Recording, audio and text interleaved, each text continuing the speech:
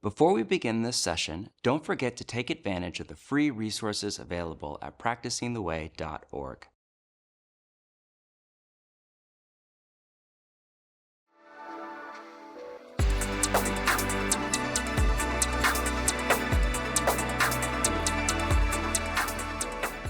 Welcome back to session 2 of the service practice. Today we want to go deeper into the heart motivation behind service. If we get our hearts right before God and others, service will feel less and less like a practice and more just like being who we are in God.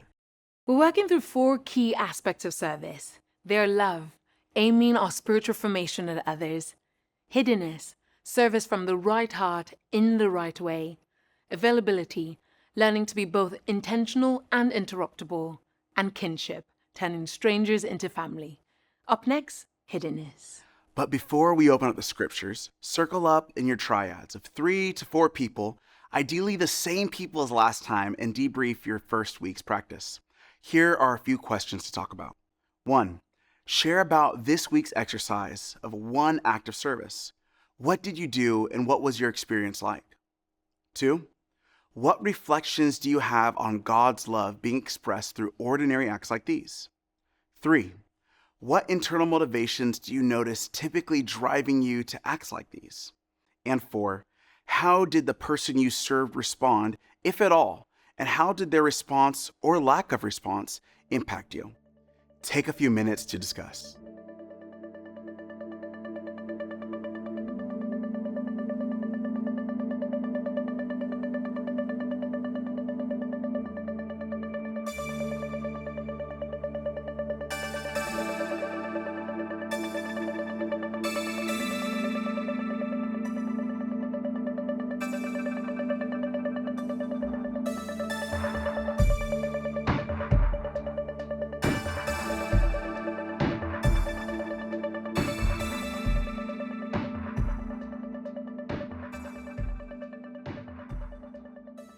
Is the water too hot?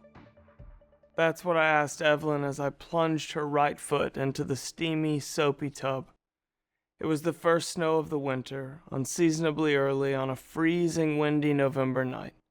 Hank, my 8-year-old, stood on one side of me to assist me with the drying towel, and Simon, my 6-year-old, stood on the other, stirring about 3 packs of Swiss Miss into 8 ounces of hot water in a styrofoam cup, the right ratio if you wanted a little weak in his mind.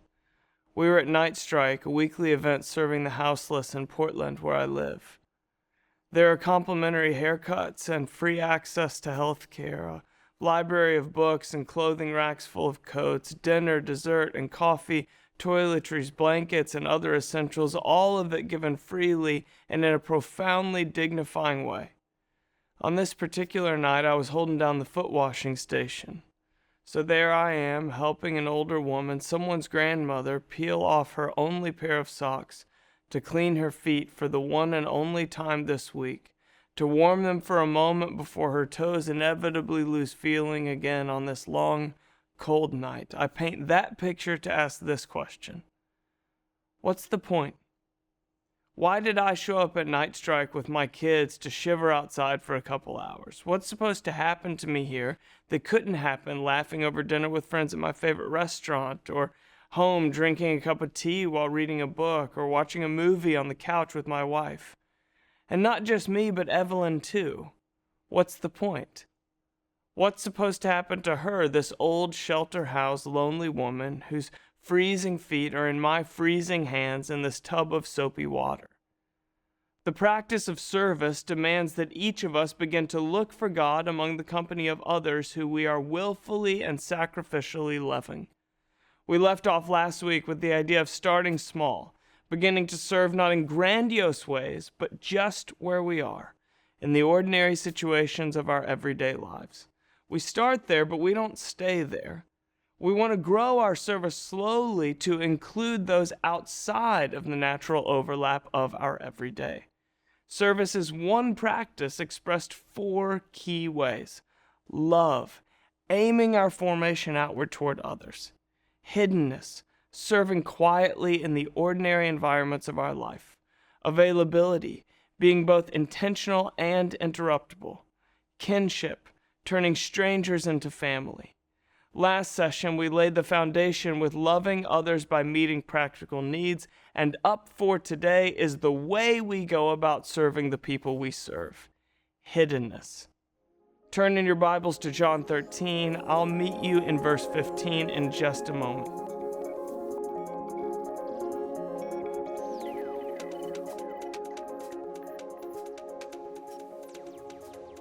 To set the stage, Jesus served at the leper colony and the seedy street corner.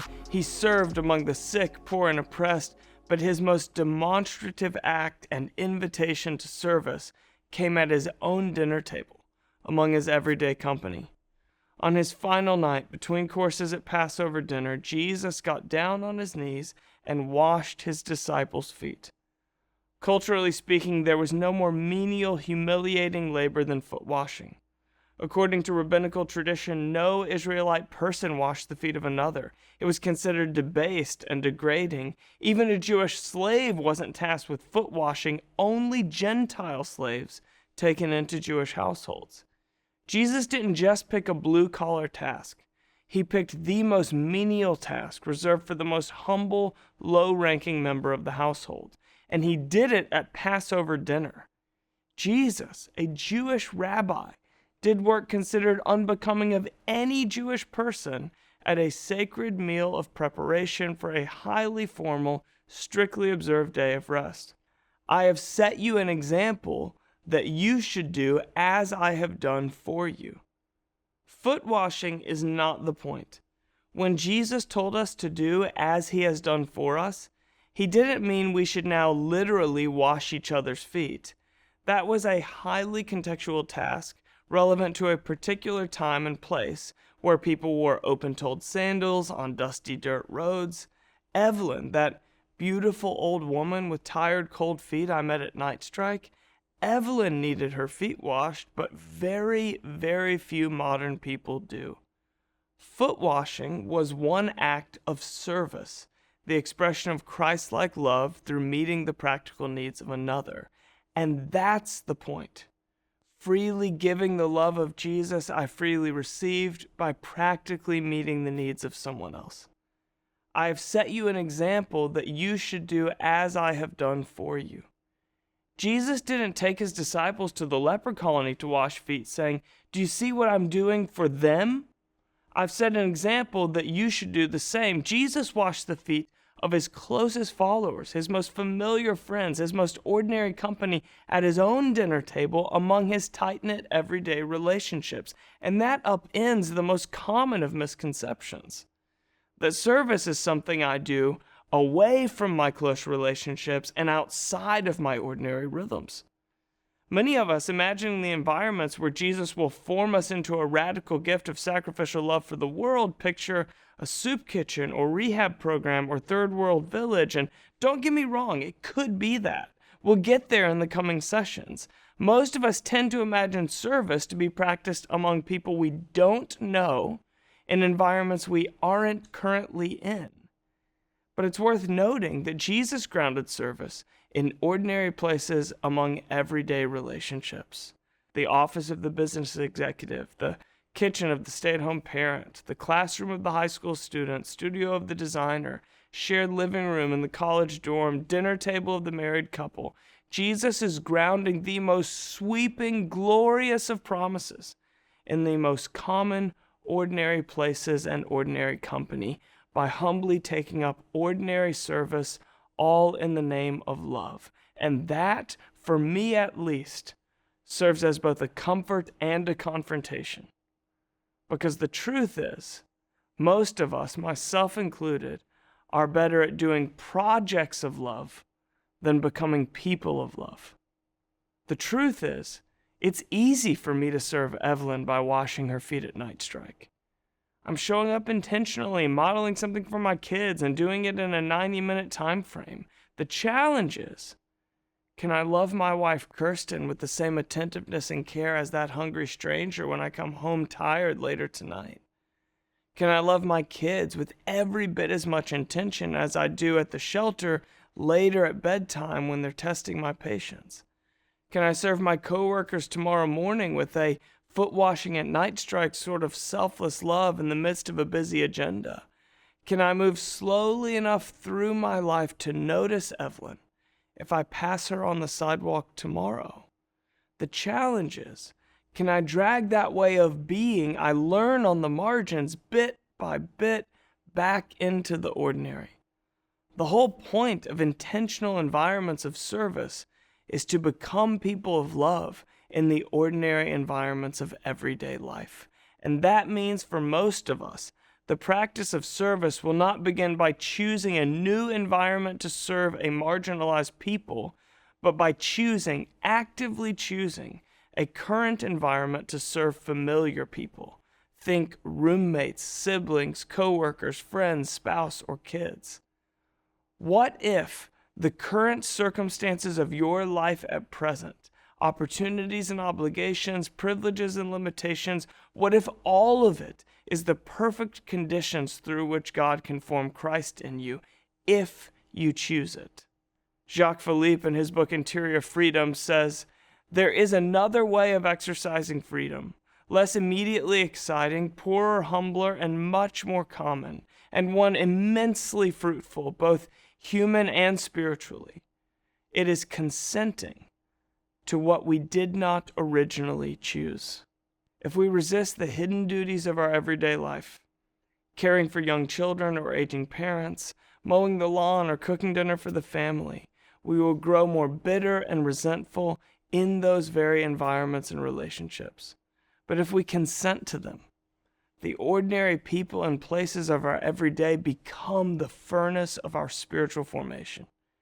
Bathing your 2-year-old and reading them a story before bed becomes a spiritual practice.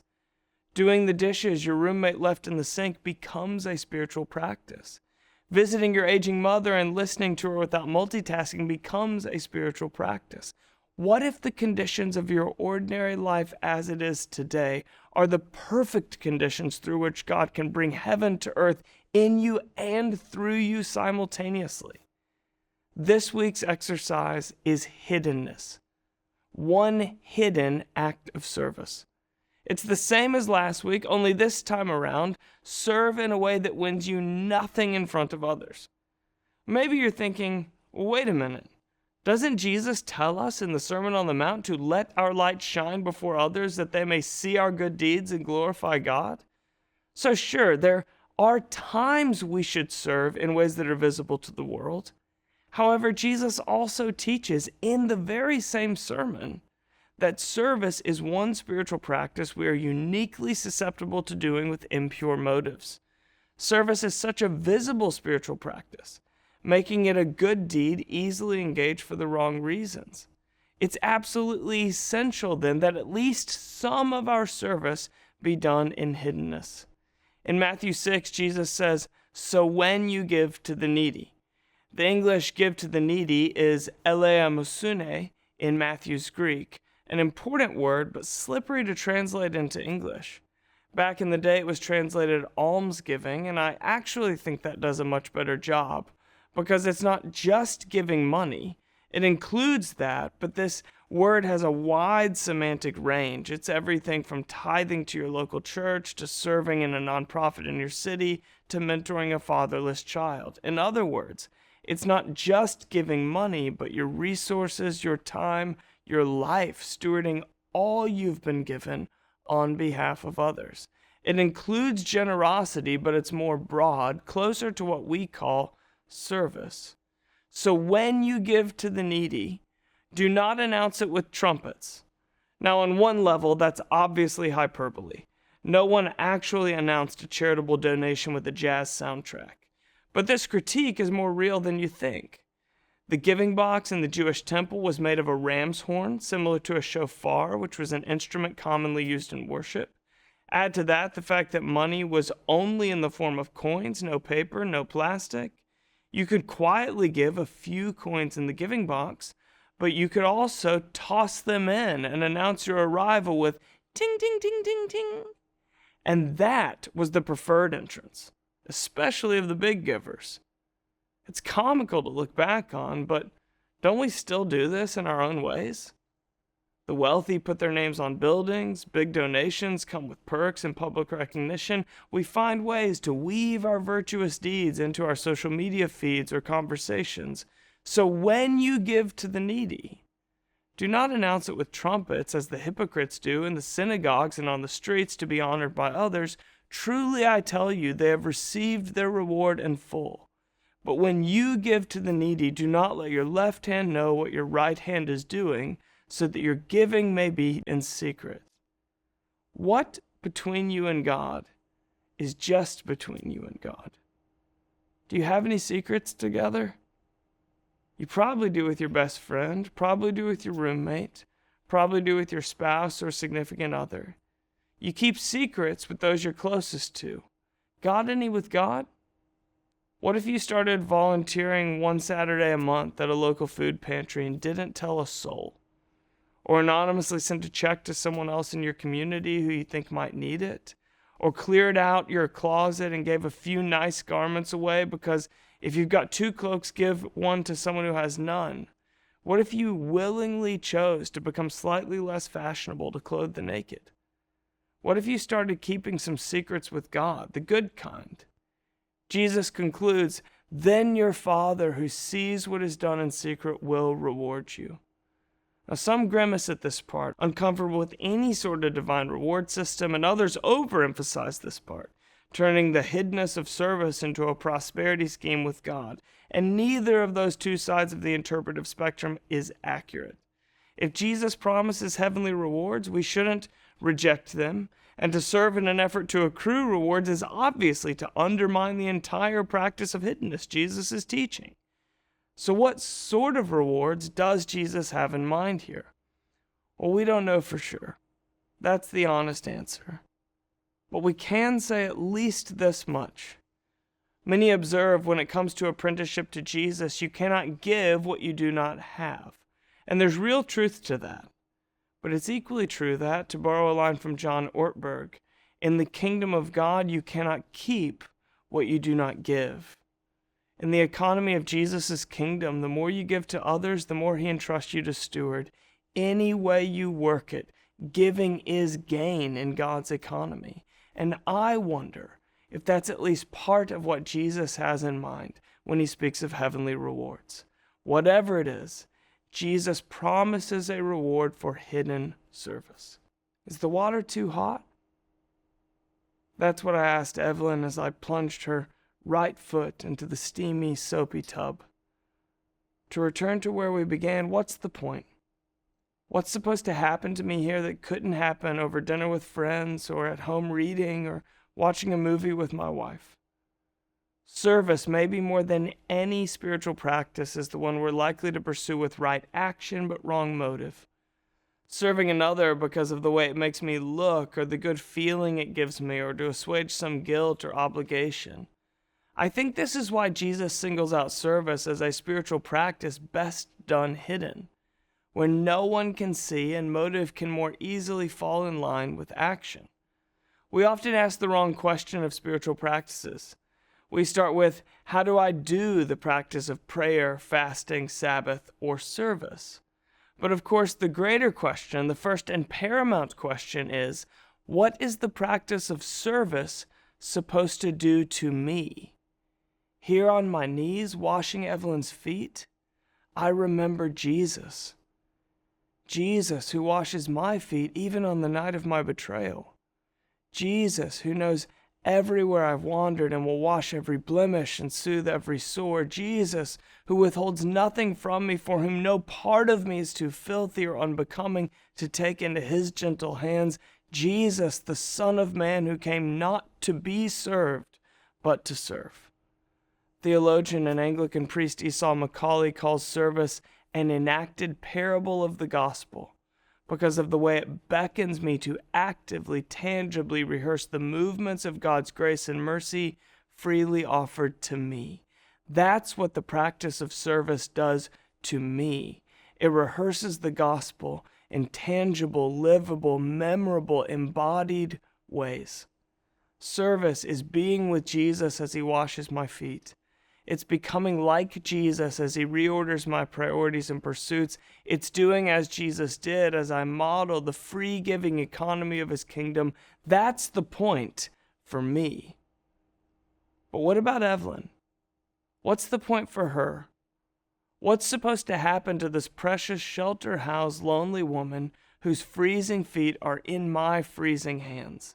That's where we're headed next.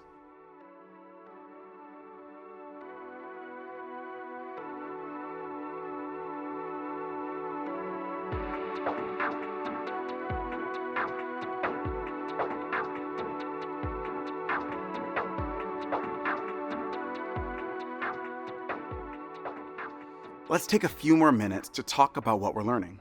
If you're anything like me, I often need to process out loud what I'm hearing in order to begin to live it out day to day.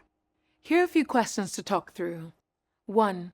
What invitations or confrontations did you experience through today's teaching? 2. What ordinary everyday people or places come to your mind as opportunities for service? 3. Why do you think we often associate service with more distant contexts rather than our closest relationships and immediate surroundings? Do you see this tendency in your own life, and why might that be?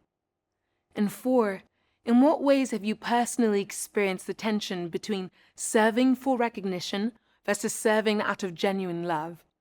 Have a conversation, then we'll be back for our exercise for the coming week.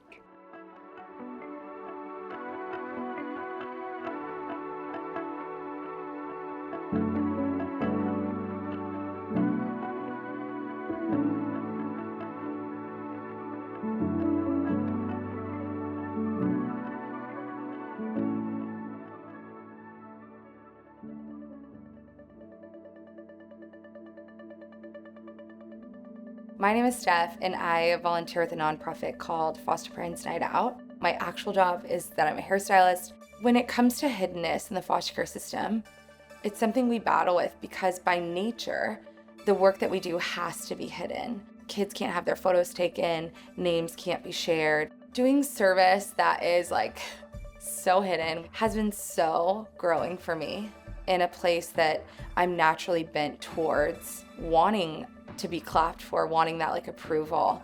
I don't get it. And it's the best thing that's ever happened to me. That part gets to stay between me and these kids in the program and with God. My profession as a hairstylist is a service provider relationship. I show up, they ask for something, I give it to them, they clap, they leave. It's gorgeous. It happens 13 times a day. The work that I've been doing is the opposite of that. The repayment of my service is in the intangible. It's in the transformational work that has happened to me over years without noticing, honestly.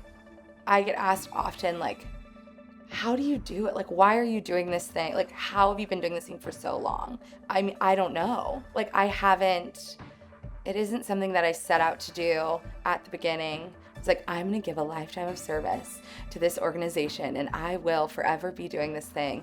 It just has become a rhythm, out of my understanding of my identity, of who I am, what I'm made to do, how I model who Jesus is, to be able to be doing work that I actually don't really get to talk about that much has been so special and really worked on shaping my heart towards where I feel like God has called me from the beginning, of being an advocate, of being a caretaker. And not everyone needs to know the deep work that's happening in these spaces, but they do get to see who I've become because of the deep work in those spaces. So the light that I carry, the person that I am who reflects Jesus is because of that deep work.